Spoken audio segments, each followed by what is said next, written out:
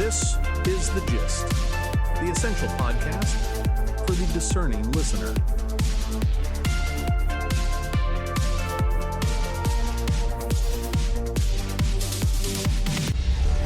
Welcome to The Gist. I'm John. And I'm Mary. It is Sunday, August the 16th, 2026. Let's get you up to speed. Today's Gist View looks at a massive legal assault on big tech.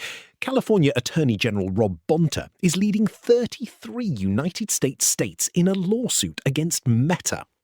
Bonta calls this a tobacco moment.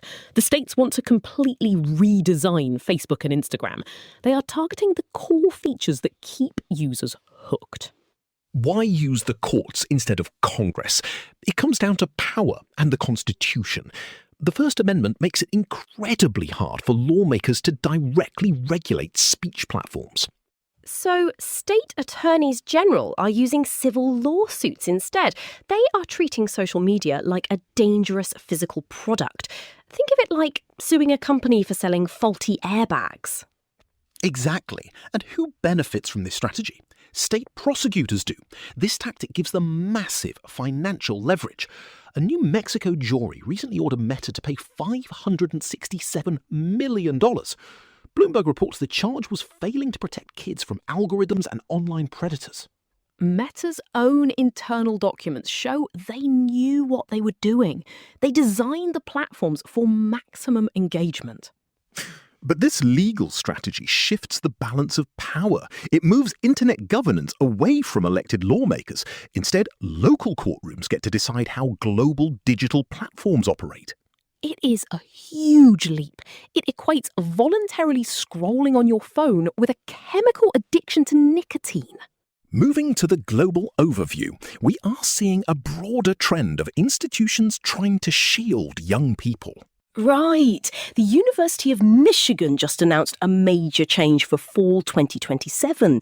The College of Literature, Science and the Arts, their largest college, will stop giving letter grades to first semester freshmen. They will use a pass or no credit system instead. The Wall Street Journal reports this is a direct response to a growing student mental health crisis. Notice the parallel here. Just like the Meta lawsuit, this frames youth mental health as a structural hazard. The solution is institutional shielding. Hide the college grades or sue the tech giants. It shifts the burden. The focus moves away from building individual resilience.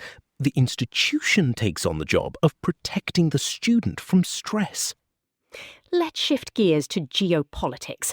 A new class of nations is flexing its muscles.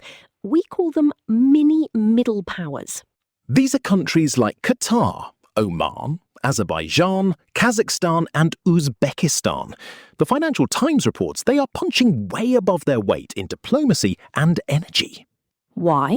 Because of geography and resources.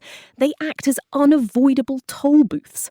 If global capital or energy wants to move from point A to point B, it has to go through them. This gives them massive leverage. They can extract huge structural concessions from larger superpowers just by standing in the middle. Time for the European perspective. Ukraine is taking the war directly to Russian consumer life.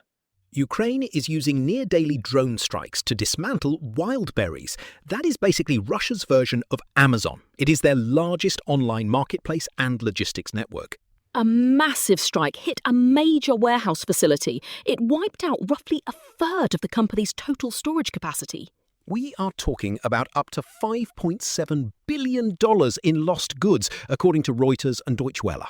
Ukraine says the warehouse stored sanctioned dual-use electronics. Those are microchips and parts that can be used for both everyday consumer gadgets and military weapons. But there is a bigger strategic goal here. Who benefits? Ukraine does, by shattering domestic normalcy in Russia. It sends a clear message. Retail infrastructure is now a strategic vulnerability. A civilian supply chain delivering shoes and electronics is just as exposed to drone warfare as an oil refinery.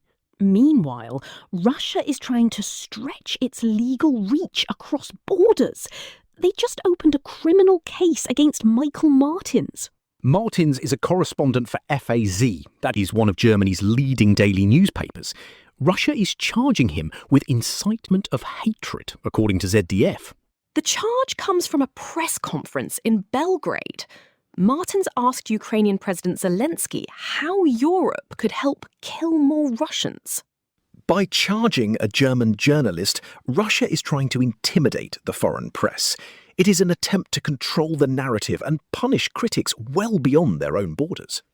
Finally, Europe is battling severe environmental threats. Dual wildfires on the Greek island of Salamis have killed 2 people. Hundreds had to evacuate the beaches, according to The Guardian. Belgium is also fighting a massive wildfire in a nature reserve. At the same time, Germany is stepping up security after a recent drone incident in Leipzig. The focus for European governments is shifting fast. It is no longer just about military posturing. It is about funding and building basic civilian resilience against converging daily threats.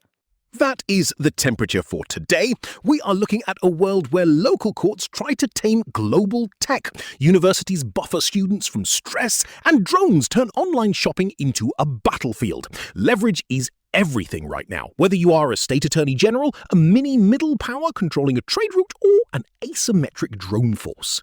Exactly. And if you found today's breakdown useful, we'd love for you to get the gist delivered right to your inbox every day for free. Just click the subscribe link in our show notes. No spam, just the edge you need. Thanks for listening. We'll catch you next time. The Gist, News Digest, and podcast are entirely written and produced by artificial intelligence. The Gist is out 3 times a day, every day, providing you with a liberal perspective on what to expect next. For more information and donations, visit thegist.online. Thank you for listening.